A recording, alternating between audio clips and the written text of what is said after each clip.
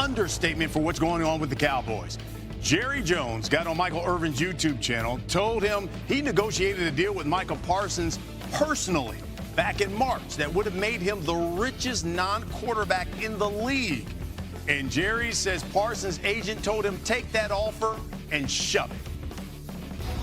I have agreed to give more money than has ever been given in terms of guaranteed money than anyone ever has as far as a defensive player. I've done that. Now I am the cat that writes the check. When we wanted to send the details to the agent told us to stick it up.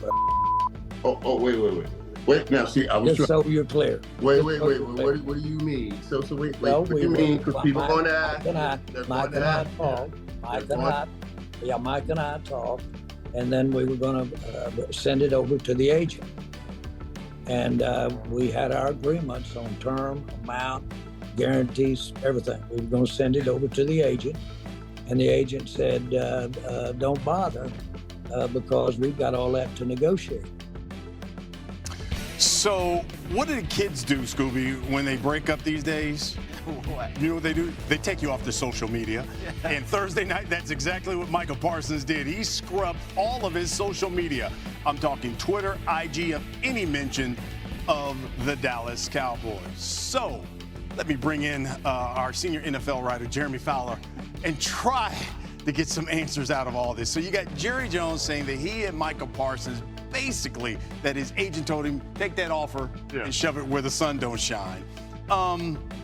What can you share about what happened between Jerry and obviously Micah Parsons? Where do you start? We're just shaking our head. I will start with, I was told from a Cowboys source that no, Jerry Jones did not hear that directly from agent David Mulugeta. It was more about, figuratively speaking, that was somehow the message Jerry Jones got through all this. He legitimately feels what he's saying there, that somehow he got duped, even though this is all part of the process. You negotiate with an agent. So, look, the Cowboys are telling me that they are, they still have no plans to trade Micah Parsons. They have gotten multiple inquiries on him. There is a lot of interest league-wide in potentially doing a deal, but sources there tell me that they still expect by week 1 at some point they can get a deal with Parsons. Even someone over there related it to Nick Bosa a few years ago, the star pass rusher. He got a deal done like a Tuesday or Wednesday midweek before the first game. Came back, was a little rusty. Like, they're prepared for this to bleed out for the next couple weeks, see where it goes. But I haven't talked to anybody there who expects him to be playing in another uniform. It's just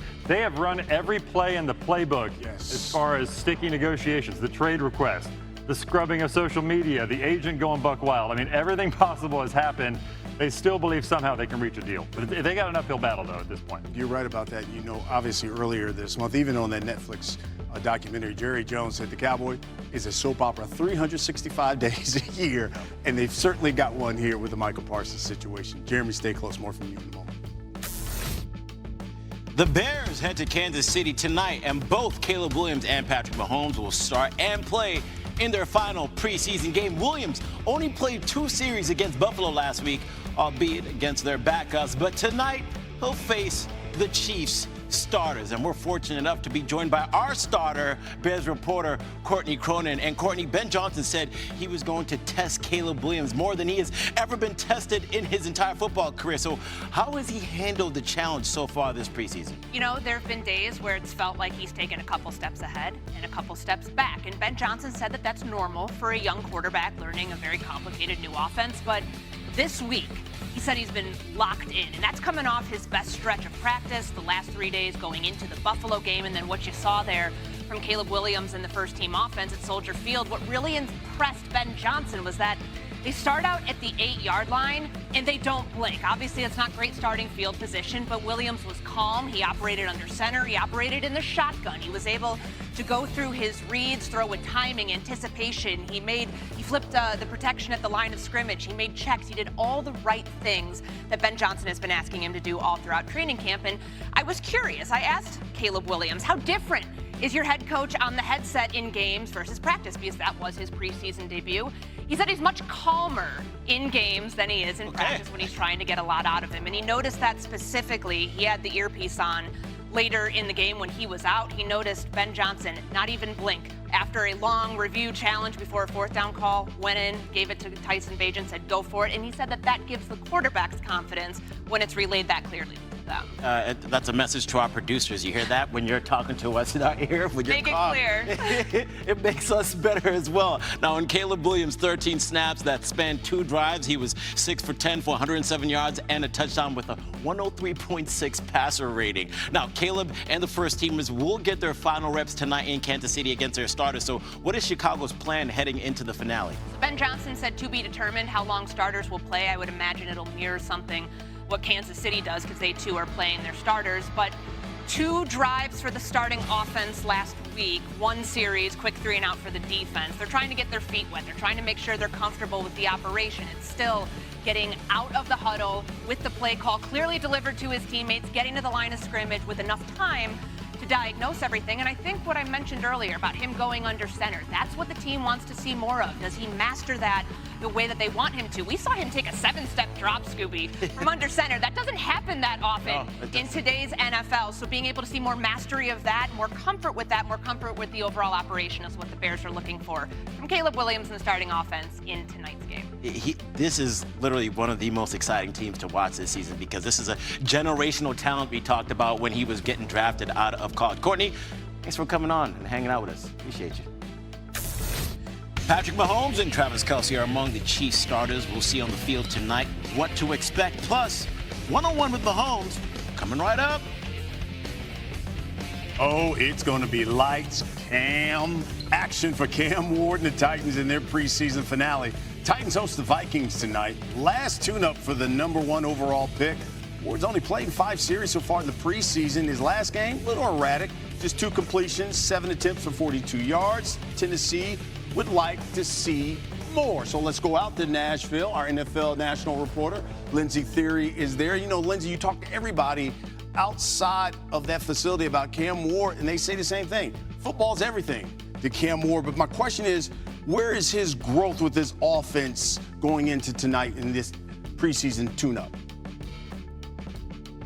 Brian, Cam Ward says he's real close to fully understanding this Titans offense and playbook. He says the key right now is to just getting more reps so he can be even more dialed in to the scheme, the protections, and the needed route adjustments. Now, what's helped him get up to speed has been his constant dialogue with his receivers. Ward says he's constantly telling them where he needs to be, what he expects out of them, and in return, his receivers are telling him what they need out of their quarterback. And keeping with the theme of communication, that same type of communication is happening with Ward's coaches. He says he even receives some late-night texts explaining what he needs to be doing better or what they're seeing on film that he can continue to work on. As for tonight, what we can see from Ward, Coach Brian Callahan says starters will certainly play. It's to be determined how many series they will be out there for. Ward says tonight his emphasis will be playing fast and getting in and out of the huddle. And obviously progress as well. Cam Ward just 7 to 15 for 109 yards. No TDs in limited action so far in the preseason. So Tennessee will be taking on the Vikings. Then you've got J.J. McCarthy. Look, he's going to sit out for this game, and you won't see him take any snaps until week 1 of the regular season. So what can you share about what his progress has been with this Minnesota offense, considering this will be his first full season and obviously first full season as a starter as well? Yeah, Kevin O'Connell's a bit of a quarterback whisperer, and he has been very conscientious about his practice plans for J.J. McCarthy. O'Connell really emphasizing that he does not want to overcoach his young quarterback. He really wants him to be able to test his natural instincts, but he also has to balance that with preparing McCarthy for an actual game. As for McCarthy, he says his confidence is high, in fact, as high as it's ever been, and that's in part because of the players and the coaches that he's surrounded by. One of those players recently returned to practice, receiver Justin Jefferson, has been a guy who McCarthy's been able to lean on, especially in the film room. Jefferson has been emphasizing that when you're watching a defense, you can see what they're doing all week, but on Sundays or on game day, you absolutely need to prepare for what you're not seeing on film, because a defense, a good one, will switch it up to give you looks that you have never seen before. And Brian, as far as looks that they have never seen before, this is a guy that the Vikings hope to see again. Adam Thielen. He's a veteran receiver with the Panthers who has plenty of familiarity with the Vikings. They are in need of receiver help with Jordan Addison facing a 3-game suspension and Jalen Naylor dealing with a hand injury. So the Vikings are trying to acquire Thielen from the Panthers to help the receiver room to start the season. Yeah, the receiver room certainly has been decimated with injuries. Adam Thielen had some great years, by the way, with the Vikings. And J.J. McCarthy start the season against the Bears. So you got McCarthy against Caleb Williams, September 8th. Monday Night Football, which will be simulcasted on ABC, ESPN. Don't forget, you can check it out on the new ESPN streaming app as well. Lindsey Theory in Nashville. Thank you. Our senior NFL writer, Jeremy Fowler, back with us to go through some notable QB situations. So, Jeremy, Jackson Dart's preseason campaign has Giants fans on the edge of their seat right now. So, what does this mean for New York's QB plan heading into the regular season? Well, Scooby, the Giants cannot hide their excitement internally about Jackson Dart. They love how tough he is. They love that he's a fast learner, highly motivated. But Russell Wilson's still starting. That hasn't changed anything yet. But it does potentially affect the flow of things as we get into the season. Russell Wilson probably has to win some games to stave off this player. We've seen this playbook in the past with other quarterback situations when you have a good rookie who's ready to go. But you saw that play where Dart fell forward and didn't slide. Privately, some people with the Giants kind of love that because it shows he's such a competitor. Brian Daboll loves that about him. So he will see the field eventually. He's acquitted himself well. He's done everything he should have in this whole process. And you got the Cleveland Browns, a little different situation. You got 2 rookies waiting to play. You got Shedeur Sanders, Dylan Gabriel. Each will get a look when they play this weekend, but Joe Flacco will get the start. The expectation is Flacco will get about 20 to 25 snaps, and then the battle for the QB2 position on that team is on. Gabriel will go first. He's been higher on the depth chart, and then Sanders. So it's possible the Browns still keep 4 quarterbacks with Kenny Pickett, depending on his injury, but they like both rookies. They don't plan to trade either one in the next coming days. They appear to be in the plans as they move forward to the roster. Then you got the New Orleans Saints, so they're still battling this out. No firm clarity yet on who the starter will be. It appears that Spencer Rattler, the second-year quarterback, has had a little bit of an edge over Tyler Shuck, the rookie, but they want to see more. They're given this time to play out, so this weekend will be absolutely crucial as far as how the pecking order goes. Wow, that is everything that we need to know heading into the regular season, because we know, especially that Browns QB situation is where everyone has their eyes on. Hey, we got some breaking news here into SportsCenter. Adam Schefter reports the Commanders are trading running back Brian Robinson to the 49ers for a 2026 6th-round pick. You know, Washington didn't play its lead back from the previous 3 seasons in the last preseason game, and they were looking for a trade. San Fran has, of course, Christian McCaffrey as their lead running back. Meanwhile, the Micah Parsons contract saga continues to take turns. And with the 4-time Pro Bowler still holding in, no talks happening, Dallas owner and GM Jerry Jones made the media rounds, giving his side of the story. He went one-on-one with Stephen A. Smith.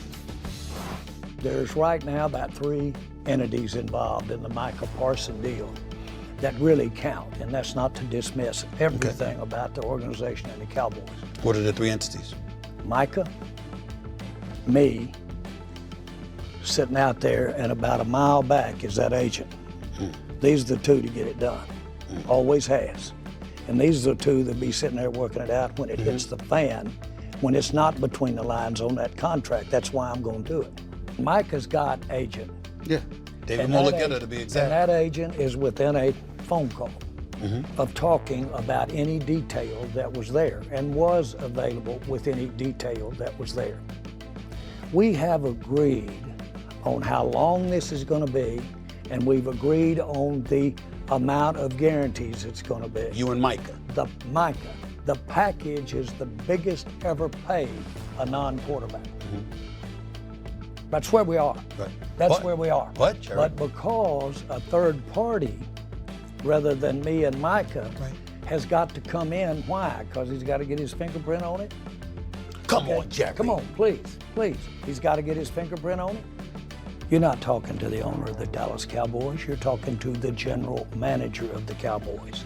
And so all these teams, owners, may not be involved. But in this case, I am the general manager. My job is to do the contract. Now you can hear Stephen A's hour-long conversation with Jerry Jones on Stephen A's YouTube channel. So let's bring in our senior NFL writer, Bill Barnwell, here. So the contract talks are at a standstill. We're less than basically 2 weeks away before the Cowboys face